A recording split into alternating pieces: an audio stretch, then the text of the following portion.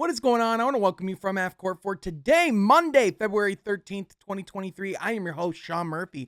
And today we got to talk about the James Wiseman trade because it is finally official. Don't mind my cat being an ass, stealing the show in the background. He left. Anyway, according to Adrian Wojnarowski and Shams Charania, the trade that sends Gary Payton II to the Golden State Warriors is finally official. Thus, James Wiseman is officially a Detroit Piston. Saddiq Bey is officially an Atlanta Hawk. Kevin Knox is officially a member of the Portland Trailblazers. And so now there can finally be some finality. There can now be some clarity. Troy Weaver will not have his second trade in 13 months be vetoed, which, quite frankly, I'm really glad that it was not, because at least with the Bull trade, there was never that opportunity to actually see that idea or that concept through. And what we've seen from his play in Orlando this year is that it was a pretty damn intriguing concept. And yes, James Wiseman has not been able to get his career going in Golden State thus far. But did you know he's had less career minutes than Jalen Duren has so far? Like, that's how little this guy's been able to play. When I heard that statistic, I was like, holy, all right, yeah, this guy's raw. But also, of course, he wasn't able to shine. I mean, part of it was health. Part of it was this year, the Warriors had such a high standard that any mistakes that he made, he would go right to the bench. I mean, that's the way it was. He just, the expectation was, we need to repeat. Are you ready or not? And he wasn't ready. And so coming to a situation where now, at least for the next 27 games or 26 games, he's going to be able to have starting level minutes. He's going to be able to take some lumps, make some mistakes. According to Troy Weaver, he's part of the plan of getting this team bigger and helping on the defensive end. So let's see if he actually does help in that regard. I am intrigued to see what Wiseman and Duren is going to look like next to each other, because the thought of that is just inherently tantalizing, especially, in the parallels. The two Memphis bigs who are both insanely athletic, insanely raw. I think Jalen Duren, I think we've seen, obviously, has a lot more there as far as his overall talent and his NBA readiness right now. Jalen Duren's awesome. He had a freaking 30-15 game the other night. He was the fourth teenager ever to do it. For God's sakes, this guy's getting Moses Malone comparisons. And rightfully so, by the way. This guy's so good. But we gushed on him enough in the last video. Let's talk about James Wiseman. A lot of people in the Pistons sphere have been sharing a lot of the footage of him. And the thing that makes his game really intriguing is the fact that, he can potentially have as good of a handle as he does for a guy that's 7 feet tall. He's a guy that has potential to stretch the floor. He's a guy that has shown flashes of good vision and passing. But again, all of these things are flashes. That's just the thing. He hasn't been able to play much. He's been in and out of the rotation. He's been injured. It's been, I wouldn't say he as a player has been a bust. It's just, it wasn't the right fit almost right away. When the Warriors in Wiseman's rookie year start hinting of maybe we should have taken LaMelo Ball, or maybe Franz Wagner would have been a good fit for this team. That's when you go, all right, something's wrong here.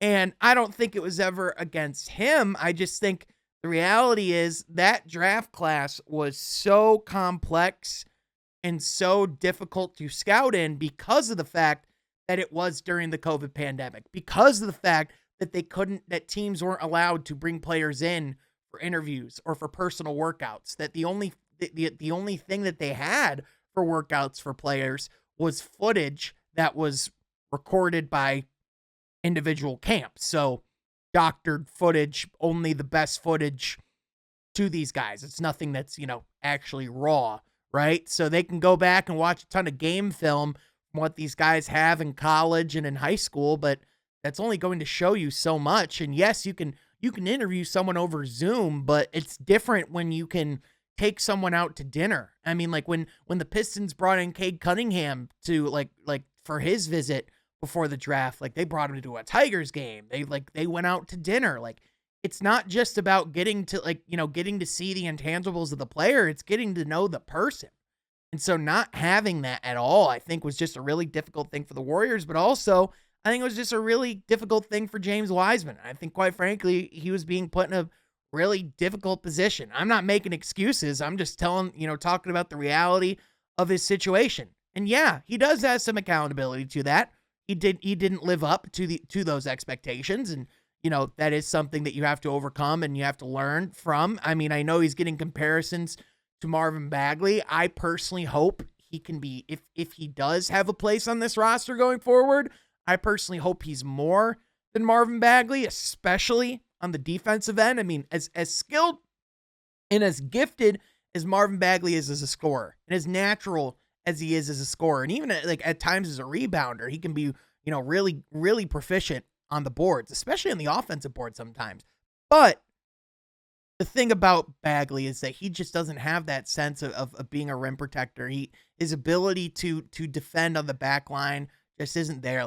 There are times when he's in position, he's able to adequately defend, but that's just the problem. There's times where he's just not in position. He's not in the right place. He'll get cooked. He'll get burned, and it's just difficult. So, for James Wiseman to come in, if he is going to get those Marvin Bagley comparisons, I mean, he needs to be better on the defensive end, but also I hope over the next year or so, we get some clarity as far as, that log jam that we have in the front court now. I know that having a lot of bigs is good for the size and for the defensive end. And I know Detroit, and if we're building the Detroit Pistons, has been built on great big men. But at the same time, I mean, even the Cleveland Cavaliers, yes, you have two big men that your game is built around, but that's because they're both elite defensive bigs, and Evan Mobley has the prospect of being able to stretch to the perimeter, right? And so if James Wiseman shows that he has the prospect where he can stretch to the perimeter, if he shows that he can maybe handle the ball, if he shows that he can actually,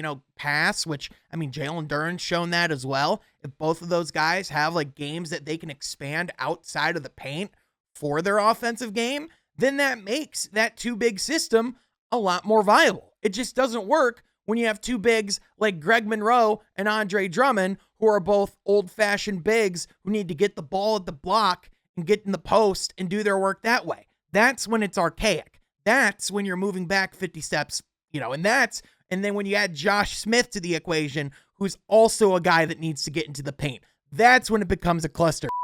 But when you can surround those guys with shooting, when you can have adequate playmakers that can get those guys open looks, when you have guys like Cade Cunningham and Jaden Ivey who can throw you lobs, and then you talk about, Bojan Bogdanovic or Isaiah Livers or whoever having that lineup, I mean, it's interesting, right? And as good as Saddiq Bey was, and as much as we believed in, at times in his potential and the flashes that we saw, and, even though as good of a catch and shoot 3-point shooter as he was, and as much as we even think that this guy can be a good NBA player for a long time, if you weren't going to pay him and you could potentially take a flyer on someone who was a number 2 overall pick, I mean, the more I think about it, it's not the end of the world by any means, and I'm excited to see what it looks like. And so he's only going to have one game for the Pistons before the All-Star break, so he'll be playing on Wednesday in Boston, which, funny enough, the last game before the All-Star break last year was 363 days before that competition. Same team, the Boston Celtics, when the Pistons beat them in Boston, snapping an 8-game winning streak, and then going 11-14 to finish the season. Could this game in Boston potentially be a similar catalyst for this Pistons team as well? I don't know. It'll be interesting to see. It could also be a blowout. You never know with this team. But the ultimate thing is, with James Wiseman, Jalen Duren, Isaiah Stewart, they're going to have a lot more things to play with. Hopefully Marvin Bagley can get into the lineup at some point, after the All-Star break and some point in March, so that he can actually get some reps with this team, hopefully get some momentum going into the summer. And then also the chips are clear and the table will be set for the Pistons to finally start making some moves, to make some acquisitions, And we'll finally be able to start talking about what lottery picks you could potentially pair alongside these guys. And I mean, let's be honest. If the Pistons end up with Victor Wembanyama, this entire James Wiseman thing is mute. But if they end up getting a guy like a Scoot Henderson, I think a James Wiseman conversation is way more prevalent. But with that, we will definitely have more conversations and more analysis on James Wiseman, and we'll definitely be breaking down his upcoming games in a Pistons uniform. We'll definitely be looking at Saddiq Bey's time in Atlanta as well. We'll definitely be covering that super closely. You're going to be wanting to click the subscribe button down below for all the coverage here on From Half Court for not just the Detroit Pistons, but the NBA as a whole, because that's what we do here. But that is going to do it for today, folks. Thank you so much for listening, and we'll catch you guys next time from Half Court. Be sure you subscribe.